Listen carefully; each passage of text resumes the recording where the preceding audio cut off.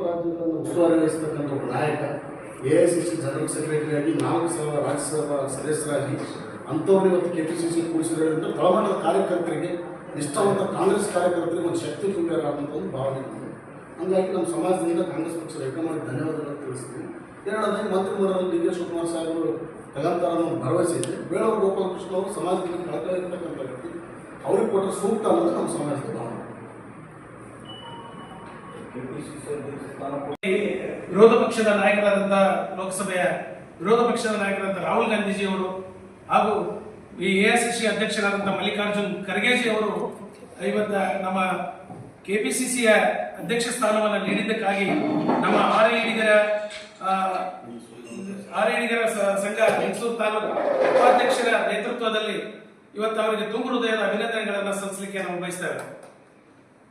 ಈಗ ಇವತ್ತು ಕೆಪಿಸಿಸಿಯ ಅಧ್ಯಕ್ಷ ಸ್ಥಾನವನ್ನು ನೀಡಿ ಇವತ್ತು ಸರ್ಕಾರದಲ್ಲಿ ಇವತ್ತು ನಮ್ಮ ಜನಾಂಗ ಇವತ್ತು ಹಿಂದುಳಿದ ಜನಾಂಗದಲ್ಲಿಯೇ ಈ ರಾಜ್ಯದಲ್ಲಿ 2ನೇ ಸ್ಥಾನದಲ್ಲಿ ಅತಿ ದೊಡ್ಡ ಜನಾಂಗವಾಗಿ ಈಡಿಗ ಜನಾಂಗ ಇದೆ.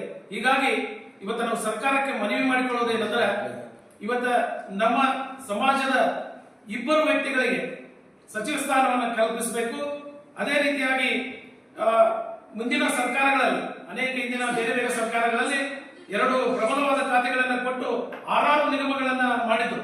ಹೀಗಾಗಿ ನಮ್ಮ ಈಗಿರತಕ್ಕಂಥ ಕಾಂಗ್ರೆಸ್ ಸರ್ಕಾರ ಯಾಕೆ ನಾವು ಇಬ್ಬರನ್ನು ಮಾಡಬೇಕು ಅಂತ ಕೇಳ್ಕೊಳ್ತೀವಿ ಅಂದ್ರೆ ನಮ್ಮ ಸಮಾಜ ಯಾವತ್ತು ಕಾಂಗ್ರೆಸ್ ಪಕ್ಷದ ಪರವಾಗಿ ಯಾವತ್ತೂ ನಿಂತಿದೆ. ಯಾಕಂದ್ರೆ ಉದಾಹರಣೆಯಾಗಿ ಇವತ್ತು ಹೈದರಾಬಾದ್ ಕರ್ನಾಟಕದ ಹೈಪವರ್ ವೋಲ್ಟೇಜ್ ಅಂತ ಗುರುತಿಸಿಕೊಂಡಂತ HG ರಾಮನ್ ಅವರು 50 ವರ್ಷಗಳ ಕಾಲ ಇವತ್ತು ಕಾಂಗ್ರೆಸ್ ಪಕ್ಷದ ಒಡನಾಡಿಯಾಗಿದ್ರು. ಅದೇ ರೀತಿಯಾಗಿ ಜನಾರ್ದನ್ ಪೂಜಾರಿ ಅವರು ಕೂಡ ಕಾಂಗ್ರೆಸ್ ಪಕ್ಷದಲ್ಲಿ ನಮ್ಮ ಸಮಾಜ ಯಾವತ್ತು ಬೆಂಬಲಿಸ್ತಾ ಬಂದಿದೆ. ಅದೇ ರೀತಿಯಾಗಿ ಬಂಗಾರಪ್ಪನವರು, ಈಗ ಅನೇಕ ಗಣ್ಯ ವ್ಯಕ್ತಿಗಳು ನಮ್ಮ ಸಮಾಜ ಯಾವತ್ತು ಕಾಂಗ್ರೆಸ್ ಪಕ್ಷವನ್ನ ಬೆಂಬಲಿಸ್ತಾ ಇದೆ. ಹೀಗಾಗಿ ನಮ್ಮ ಸಮಾಜಕ್ಕೆ 2 ಪ್ರಬಲ ಖಾತೆಗಳನ್ನ ಕೊಟ್ಟು ನಿಗಮಗಳನ್ನು ಕೊಡಬೇಕು ಅಂತ ಹೇಳಿ ನಾವು ಇವತ್ತು ರಾಜ್ಯ ಸರ್ಕಾರಕ್ಕೆ ಒತ್ತಾಯ ಮಾಡ್ತಾ ಇದ್ದೇವೆ.